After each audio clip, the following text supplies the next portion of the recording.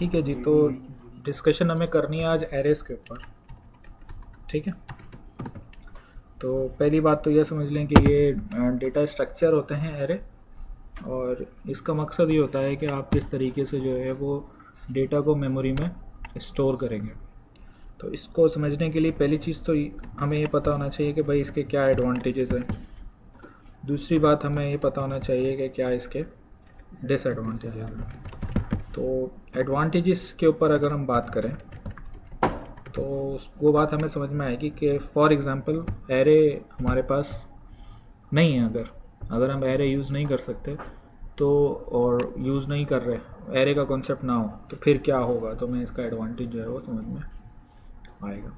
ठीक है, तो इसके लिए पहले तो ये समझें कि एरे का कॉन्सेप्ट क्या है, किस तरीके से हम काम कर रहे होते हैं।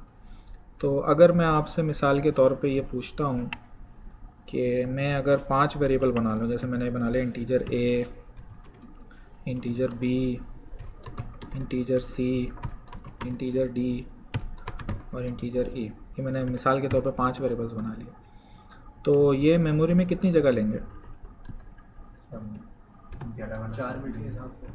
4 बाइट के हिसाब से 20 बाइट्स जो हैं ये क्या लेंगे, मेमोरी में जगह लेंगे। अच्छा, ये क्या चीज़ हमें पता है कि ये मेमोरी में कहाँ बनेंगे, किधर बनेंगे, कुछ इस किस्म का आइडिया है हमें? नहीं सर, ये हमें नहीं पता। ये हमें इसलिए नहीं पता क्योंकि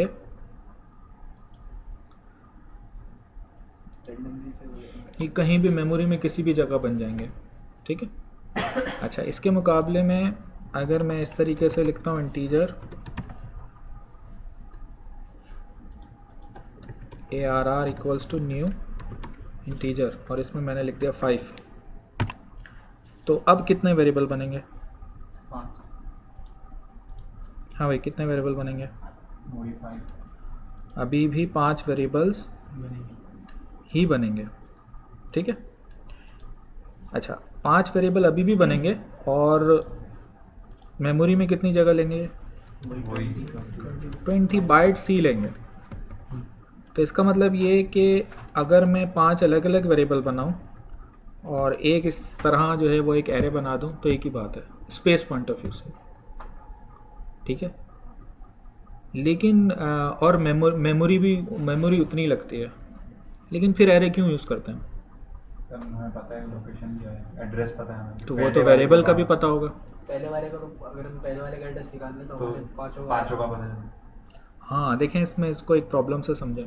इस मिसाल के तौर पे प्रॉब्लम ये है कि मैं एक प्रोग्राम बनाना चाह रहा हूँ, और प्रोग्राम में मैं करना ये चाह रहा हूँ कि मेरे पास 5 स्टूडेंट्स के नाम है, और मैं क्या कर रहा हूँ कि मुझे उन सबके नाम इनपुट लेने, फिर उनके 5 सब्जेक्ट्स में मार्क्स इनपुट लेने, और फिर उनका जो है वो टोटल मार्क्स कैलकुलेट करके ग्रेड और जीपीए निकालनी है।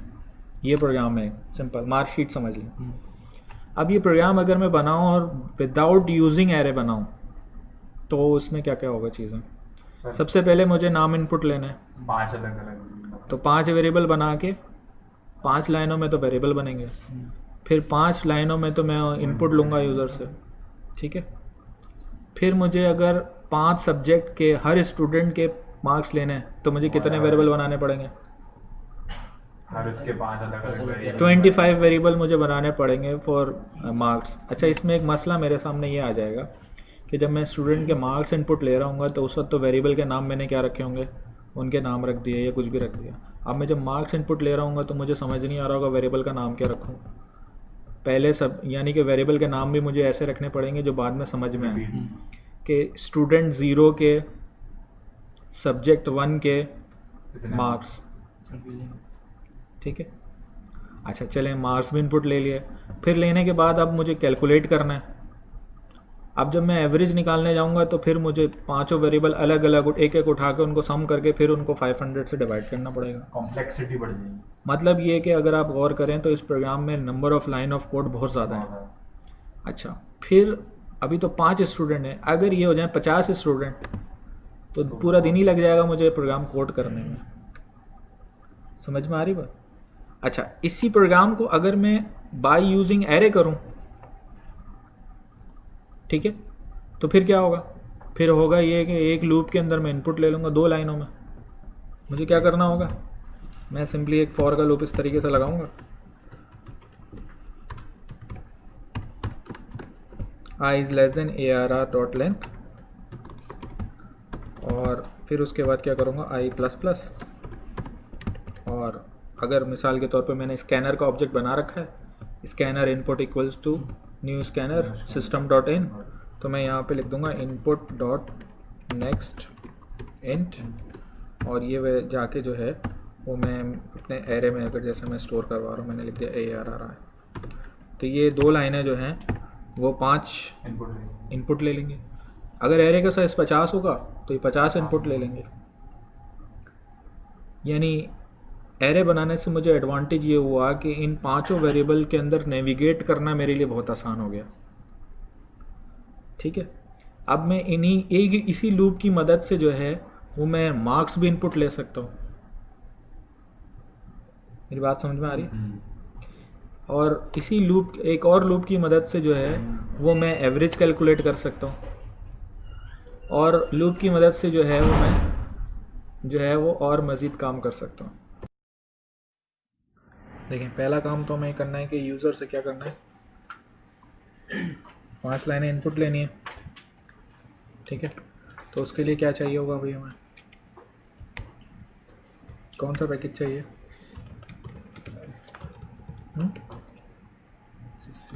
पैकेज चाहिए मौजूद है, हमें इंपोर्ट करवाना होगा। इंपोर्ट जावा डॉट स्ट्राइक कर देंगे। ठीक है, अच्छा, फिर स्कैनर का ऑब्जेक्ट बनाऊंगा। वही हो रही है, आ जाओ चेयर पे, आज इसको चेयर दे दो। तुम पिछले हफ्ते आए थे? नहीं सर। अच्छा चलो ठीक। अच्छा जी, तो असल में स्टूडेंट कम थे तो हमने कहीं क्लास ले रहे। ये जूते वूते पहना हुआ है, इसको चेयर पे बिठा दो। अच्छा चलो ठीक है। अच्छा, अब देखें, मैं यहाँ पर जो है वो स्कैनर का एक ऑब्जेक्ट बना रहा हूँ। Scanner input equals to new scanner, और इसमें मैंने लिख दिया सिस्टम डॉट इन। ठीक है, तो ये ऑब्जेक्ट बन गया किसका, स्कैनर की क्लास का। अब मुझे पहला टास्क क्या है मेरा, 6 इनपुट लेना है। जाहिर है मुझे एरे तो बनाना पड़ेगा, तो मैं बना रहा हूँ इंटीजर, और ARR ही नाम रख देते हैं इसका, और ये मैंने इंटीजर का बना दिया एक 6 साइज का एक वेरिएबल बना दिया। ठीक है, अब मुझे जो है वो इनपुट लेने के लिए क्या यूज़ करने का, फॉर का loop, for integer i equals to 0, i is less than ARR dot length, और ये हो गया i प्लस प्लस। ठीक है, इनपुट लेने के लिए मैं लिख रहा हूँ ARR i equals to input dot next int. क्या करेगा कि 5 वैल्यू मेरे से इनपुट, 6 वैल्यू इनपुट लेगा। अच्छा, जब 6 वैल्यू इनपुट हो जाएंगी तो मुझे इसमें से लार्जेस्ट वैल्यू निकालनी है, तो वो मैं लूँगा जनाब, फॉर का लूप मैं स्टार्ट कर रहा हूँ दोबारा से एक और ये भी मैं कहाँ से कहाँ तक लूँगा, 0 से 6 तक। ठीक है, और ये हो गया i प्लस प्लस। तुमने लास्ट वीक कोई क्लास ली नहीं है, तुम्हें क्या पता मैं क्या बता रहा हूँ। तो डेटा स्ट्रक्चर के बारे में को वो जो मैंने क्लासेस ली हैं लास्ट वीक, उसके बारे में कुछ नहीं पता होगा। एक सबसे पहली क्लास में थी, इसमें सेक्शन चीज की और उसके बारे में। चलो ठीक। अच्छा, अब यहाँ पे जो है मुझे निकालना है क्या, लार्जेस्ट नंबर। तो लार्जेस्ट नंबर निकालने के लिए अगर लूप के अंदर ही प्रिंट आउट देना है तो उसके अंदर बना लें, अगर अलग से करना है तो आप जो है वो अलग से बना लें एक अदद लार्जेस्ट नंबर का वेरिएबल। ठीक है, ये मैं बनाया अंडरस्कोर लार्जेस्ट नंबर। अब फिर मैं एक चेक लगा रहा हूँ, मैं कह रहा हूँ if underscore largest number is less than ARR i, तो क्या करो, फिर करो ये अंडरस्कोर लार्जेस्ट नंबर में जो है वो असाइन कर दो ARR। ठीक है, इससे होगा ये कि अगर आप इस पर गौर करेंगे तो 6 नंबर मेरे पास इनपुट होंगे और ये क्या करेगा कि पहले जो भी नंबर होगा सबसे पहली वैल्यू जो है वो उसको ज़ीरो को कंपेयर करके पहली वैल्यू से, अगर माइनस में हुई तो असल में माइनस में हुई तो फिर भी कोई मसला ही नहीं है ना, क्योंकि वो ज़ीरो तो स्टिल बड़ा है, ज़ीरो तो स्टिल बड़ा ही है ना उससे, तो क्या हुआ अगर सारी वैल्यूज़ माइनस में हुई तो फिर उनमें से कौन सा बड़ा है। हाँ, तो फिर आप ये कर सकते हैं कि यहाँ पे जो है वो आप ARR 0 ही कर दें, ठीक है। वैसे चलें खैर माइनस वाले सिनेरियो में, ठीक है, लार्जेस्ट वैल्यू आपने 0 कर दी, अब आप एक एक करके कंपेयर कर रहे हैं, ठीक है। इसमें चाहें तो एक लूप की आइटरेशन आप कब कर दें, 1 से शुरू कर दें इसे, क्योंकि आपने 0 को तो असाइन करें। जीरो किया है, हाँ, ये तो एक इंडेक्स से हो गया ना, सबसे पहला वेरिएबल एरे का। हाँ, ये तो खैर लूप तो 0 to 6 चल रहा है, ठीक है, बल्कि 6 चलाने की बजाय यहाँ हमें लिखना चाहिए ARR.length, ठीक है। तो और इसको चाहें तो आप 1 से शुरू कर दें, क्योंकि 0 तो आपने असाइन कर ही दिया। तो अब ये करेगा ये कि लार्जेस्ट नंबर निकालेगा। अब हम यहाँ पे चाहें तो प्रिंट करवा के देख सकते हैं, हमने लिखा system dot out dot println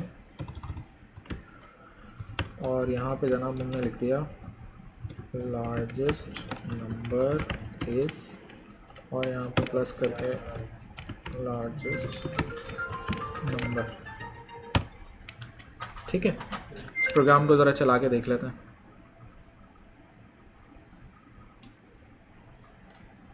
अच्छा, अभी सबसे पहले इनपुट ले रहा है हमसे, तो मैं नंबर इनपुट कर रहा हूँ 5, 15, 23, 12 और 4 और जनाब एक नंबर मैंने 6 इनपुट कर दिया। देखें क्या बता रहा है, लार्जेस्ट नंबर इज 23। कैलकुलेट करके इसने सही बताया हमें कि लार्जेस्ट नंबर जो है वो 23 है, सही है। तो हुआ क्या है कि 0 इंडेक्स पे 5 चला गया, 1 पे 15 चला गया, 2 पे 23 चला गया, 12 जो है वो 4th इंडेक्स, 3, 4, 5 और 5 इंडेक्स पे आपके पास 6 आ गया, ठीक है। अच्छा, अब ये काम तो हो गया हमारा, यानी कि लार्जेस्ट नंबर हमने निकाल लिया। अच्छा, इसमें क्योंकि ये कोड हमने एक्चुअली इस तरह लिखा है कि यूज़र कुछ भी इनपुट कर दे, ठीक है, माउंट नहीं है, हम यूज़र की इनपुट के ऊपर है। अच्छा, अब इनपुट करने के बाद हमें ये मालूम करना है कि ये लार्जेस्ट नंबर कितनी दफ़ा इतनी दफ़ा इनपुट हुआ है। तीसरा जो टास्क था हमारा वो ये था कि ये जो लार्जेस्ट नंबर है वो कितनी दफ़ा हमारे इस एरे में आया है या यूज़र ने इनपुट किया है। तो उसके लिए हम क्या कर सकते हैं, हम जो है वो एक वेरिएबल बना सकते हैं काउंट के नाम से, इसमें आप इनिशियली 0 रख दें, ठीक है। और फिर मैं मज़ीद एक फॉर का लूप लगा रहा हूँ, i equals to 0, i is less than ARR dot length और i प्लस प्लस, ठीक है। और इसके अंदर मैं क्या करूँगा, इसके अंदर मैंने एक चेक लगाया हुआ है if underscore largest number equals to ARR i, तो क्या करो, क्या करेंगे, काउंटर प्लस प्लस, ठीक है। मैंने लिखा काउंट प्लस प्लस, यानी अगर उसके बराबर है तो काउंट प्लस प्लस कर दो।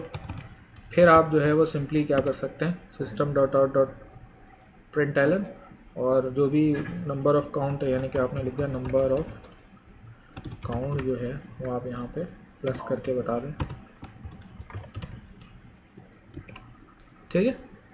इसको भी चला के एक दफ़ा चेक कर लेते हैं और हम जो है वो करेंगे ये कि जैसे मैं 12 इंटर कर रहा हूँ, फिर मैंने 13 इंटर किया, फिर मैंने दोबारा 12 इंटर कर दिया, फिर मैंने 14 इंटर किया और फिर जो है वो मैंने दोबारा 14 इंटर कर दिया और फिर दोबारा 14 इंटर कर दिया।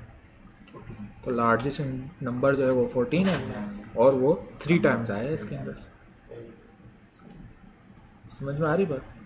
तो ये सिनेरियो जो है वो बाय यूजिंग एरे हमने बड़ी आसानी से जो है वो इसको अचीव कर लिया, ठीक है। इसके मुकाबले में अगर मैं जो है वो एरे यूज़ ना करता तो ये प्रोग्राम जो है वो मेरे लिए काफ़ी मुश्किल हो सकता है। जो हमें थोड़ा सा समझ में आता है कि एरे यूज़ करने का फ़ायदा क्या है, ठीक है। अच्छा, इसमें अब ये सवाल उठता है कि एक नॉर्मल वेरिएबल्स को तो हम लूप में यूज़ नहीं कर सकते। अगर ये 5 वेरिएबल हों और मैं एक लूप के थ्रू यूज़र से इनमें इनपुट लूँ तो कोई फ़ायदा होगा लूप यूज़ करने का? 5 अलग अलग वेरिएबल हैं तो उनको लूप में रखने का कोई फ़ायदा नहीं है। तो फिर ये जो एरे होता है ये किस तरीके से काम करता है, तो ये चीज़ हमें जो है वो समझ में आएगी। असल में होता ये है कि एरे जो है उसमें अगर मैं 5 साइज़ का एक एरे बनाऊं तो उसमें होता क्या है कि 5 ब्लॉक बनते हैं अलग अलग, जैसे ये 0 है, ये 1 है, ये 2 है, और फिर ये अगर मिसाल के तौर पे 0 है, ये 1 है, ये 2 है, ये 3 है और ये 4 है, तो ये एरे बन गया। डिफरेंट चीज़ ये होती है एरे में कि ये पांचों ब्लॉक एक साथ बनते हैं, पड़ोसी होते हैं एक दूसरे के। तो अगर आपको पहले का एड्रेस पता है तो बाकी सब पे आप जंप कर सकते हैं। मुझे अगर मैं 0 पे पहुंच जाऊं तो 1 पे जाने के लिए 4 बाइट जंप करना है, 2 पे जाने के लिए 8 करना है, 3 पे जाने के लिए 12 करना है और 4 पे जाने के लिए 16 बाइट जंप करना है। तो मेरे पास सिर्फ और सिर्फ चीज़ क्या चाहिए, मुझे सिर्फ और सिर्फ ARR, और ARR जो है वो पॉइंट किसको कर रहा होगा, ARR पॉइंट कर रहा होगा 0 को। सही। इसकी बनिस्बत अगर 5 अलग अलग वेरिएबल होते तो ये ब्लॉक कहीं और होता, ये ब्लॉक कहीं और होता, ये ब्लॉक कहीं और होता, ये ब्लॉक कहीं और होता, तो फिर वो उनके हर एक के लिए अलग अलग आपको एक रेफरेंस चाहिए होता और वो आप कभी भी एक लूप में यूज़ नहीं कर सकते। मेरी बात समझ में आ रही है? तो ये एक एडवांटेज है किसका, लूप एरे का, कि जब हम एरे को यूज़ करते हैं तो उसमें ये काम होता है। अच्छा, अब इसमें जब एरे आप यूज़ कर रहे हैं तो इसमें जो है वो कुछ चीज़ें जो हैं वो इसमें क्लियर ही हमें होनी चाहिए पता। देखें, अगर मिसाल के तौर पे मैं लिखता हूँ इंटीजर, नज़र आ रही है, न्यू इंट, और इसमें लिख दिया मैंने 5, तो इससे बन जाएगा एक 5 साइज़ का एरे, ठीक है। 5 साइज़ का हमारे पास बन गया एरे। इसमें देखें, इसमें भी वही कॉन्सेप्ट है, ये है वेरिएबल की डिक्लेरेशन। ये हम क्या कर रहे हैं, डिक्लेयर कर रहे हैं एरे वेरिएबल को, ठीक है। और ये हम कर रहे हैं क्या, इसको कर रहे हैं इनिशियलाइज, इसको आप बोलेंगे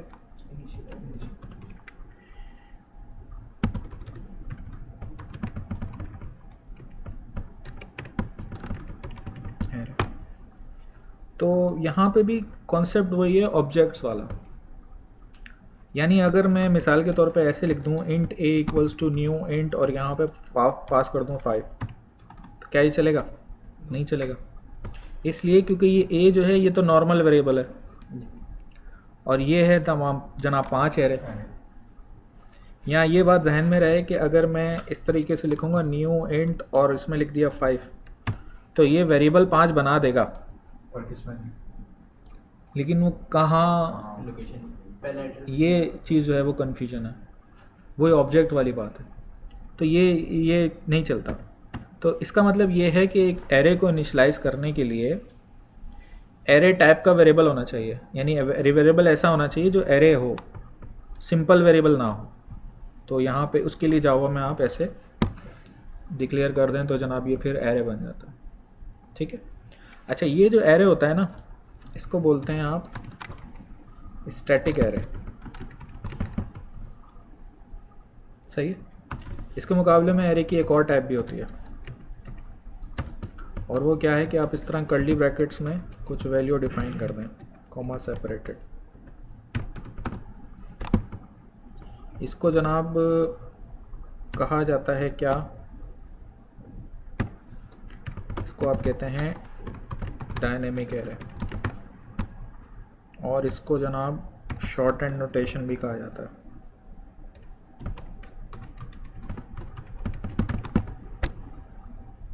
सही है। इसमें क्या फ़र्क है इसमें और ऊपर वाले में? इसमें देखें, आपने ये बना दिया ना, 5 साइज़ कर दिया, अब आपको एक एक करके वैल्यू असाइन करनी पड़ेगी। यानी कि जैसे आपने 0 में कोई वैल्यू रखी 1, फिर आपने 1 में वैल्यू रखी जनाब 2, फिर आपने तीसरे वेरिएबल में जाके वैल्यू रखी 3, फिर आपने चौथे वेरिएबल में जाके वैल्यू रखी 4, फिर आपने पांचवे वेरिएबल में जाके वैल्यू रखी 5। ठीक है, ये 6 लाइनें और ये एक लाइन एक ही काम कर रही हैं। ठीक है, लेकिन ये यहाँ पे ये ध्यान में रखें कि फिर ये जो चेंज तो खैर वो है एट दी एंड जब मेमोरी में देखेंगे ना तो दोनों का जो वो इफेक्ट होगा वह सेम ही होगा। यानी कि 0 पे 1 पड़ा हुआ होगा, 1 पे 2 पड़ा हुआ होगा और 4 पे जो है वो 5 पड़ा हुआ होगा, और यहाँ पे भी यही काम हो रहा होगा। बस ये कि ये एक लाइन में ये 5-6 लाइनों का काम हमने कर लिया, लेकिन ये उस वक्त हम कर सकते हैं जब हमें वैल्यू पता हो। अब अगर यूज़र से इनपुट ले रहे हैं तो फिर यही तरीका आपको यूज़ करना पड़ेगा। और फिर ये जो शॉर्ट एंड नोटेशन होती है ये आप अलग अलग लाइन में भी नहीं कर सकते, ये आपको एक ही लाइन में करना पड़ेगा। और वेरिएबल ज़्यादा होता है। हाँ, अगर मैं इस तरीके से करूँ ए इक्वल्स टू, तो ये नहीं चलेगा। ठीक है, ये एक ही लाइन में आपको ये शॉर्ट एंड नोटेशन जो है वो क्या करनी पड़ेगी, वो फॉर्म करनी पड़ेगी। सही है? ठीक है, कोई कन्फ्यूजन तो नहीं है यहाँ तक जो बातें की हमने? सिंपल सी बात है। अच्छा, आप देखें एरे की जो है वो हम डिफरेंट प्रोग्राम्स बनाएंगे, और जब हम डिफरेंट प्रोग्राम्स बनाएंगे तो उनसे रिलेटेड हमारे जो है वो अंडरस्टैंडिंग क्लियर होगी। ठीक है, अच्छा अब देखें हमें एक प्रोग्राम बनाना है, और प्रोग्राम क्या होगा कि हम जो है वो यूज़र से 6 इनपुट लेंगे। पहला काम हमारा ये होगा 6 इनपुट्स। अच्छा, इनपुट लेने के बाद दूसरा काम हमारा ये होगा कि फाइंड लार्जेस्ट नंबर। उन 6 में से हमें क्या करना है, लार्जेस्ट नंबर फाइंड करना है। तीसरा काम हमें ये करना है कि फाइंड नंबर ऑफ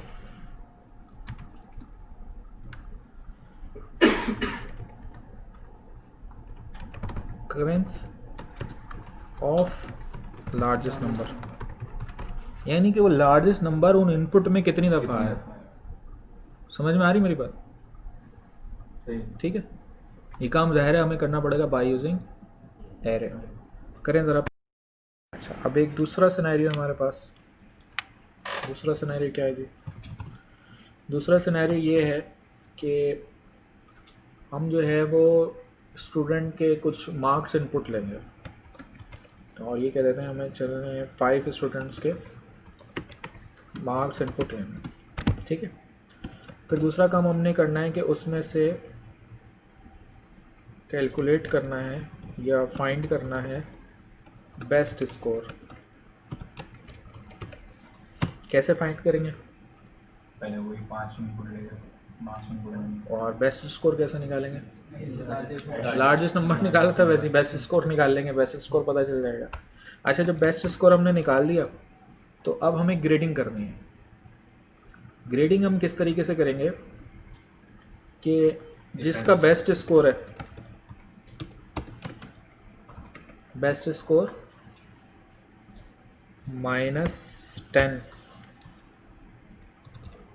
से ग्रेटर देन इक्वल वाला जो है वो हम करेंगे जनाब, उसको कहेंगे assign a to score greater than equal to best score -10। अभी आपका ए क्या होता है? 88 होता है, लेकिन यहाँ 88 ए नहीं होगा, ज़रूरी नहीं है। अगर बेस्ट स्कोर ही 60 होगा तो 60 - 10 50 प्लस का ए हो जाएगा। मेरी बात समझ में आ रही है? अच्छा, और असाइन ए तो ये हो गया। असाइन बी करेंगे हम -20। ठीक है, असाइन सी करेंगे हम, थोड़ी चेंज होगी ना। हाँ जाहिर है, एंड एंड भी यूज़ कर सकते हैं, वो तो खैर आपके लॉजिक के ऊपर है, बहुत तरीके हैं। फिर अगर सिर्फ -20 किया तो ये तो ए सबको बी सबको दे देते। तो ये आपको देखना पड़ेगा। और बाकी जो हैं, जो रिमेनिंग है सी से नीचे जो हैं, उनको आप फेल असाइन कर दें। और एंड में जो है वो फोर्थ में क्या करेंगे, आप एक रिपोर्ट प्रिंट कर दें, प्रिंट ऑल 5 स्टूडेंट्स ग्रेड। ठीक है।